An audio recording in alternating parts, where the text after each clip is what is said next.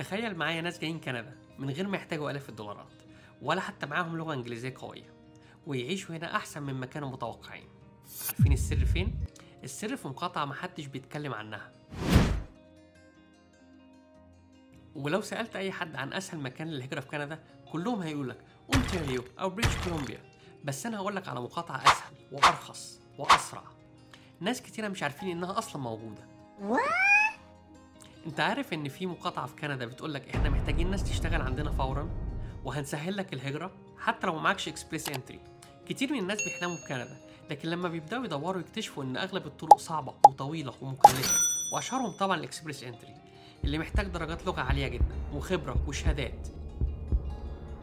لكن الحقيقة في مقاطعات عندها برامجها الخاصة بتمشيك على طريق أسرع وأسهل. واحدة منهم هي Newfoundland and Labrador. المقاطعة دي موجودة في أقصى شرق كندا، معروفة بجمال طبيعتها، مناظر المحيط، وناسها الودودين.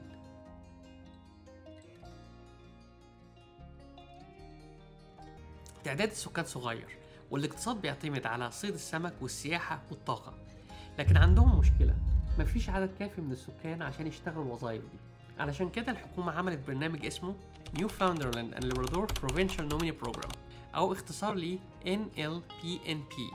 البرنامج ده بيخليك تقدم مباشرة للمقاطعة، ولو ترشحت تقدر تقدم بعدين للإقامة الدائمة. مش محتاج يكون عندك نقاط إكسبريس إنتري عالية. اللغة المطلوبة أقل من البرامج التانية، فيها مسارات خاصة للعمال المهرة. الناس اللي عندهم عروض عمل، وحتى للخريجين الجدد. أكتر مسار بيجيب نتيجة لمعظم الناس هو مسار العمالة المهرة، معاهم عروض عمل. هنا الشركات في نيوفاوندلاند ممكن تدعيك مباشرة لو أنت عندك مهارة اللي هم محتاجينها فعلا، حتى لو أنت مش عايش في كندا.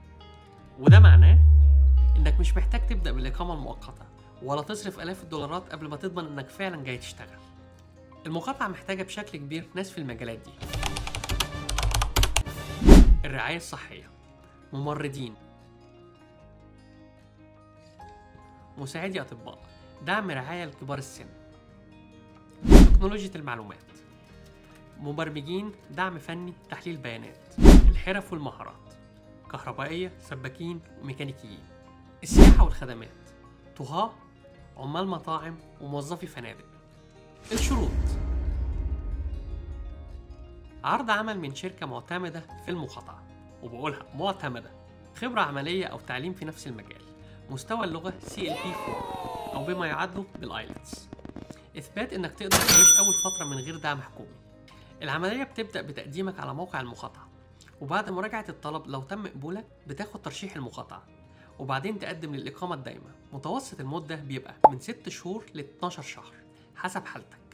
الحياة هناك هادية، أسعار الإيجارات أقل من المدن الكبيرة، والناس متعاونين جدا مع بعض. الجو بارد أغلب السنة، لكن المناظر الطبيعية هتعوض عن البرد.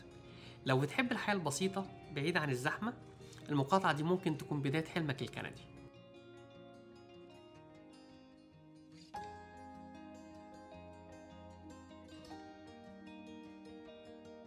الخلاصة: لو كنت فاكر إن طريقك لكندا لازم يمر من خلال إكسبريس إنتري، فكر تاني.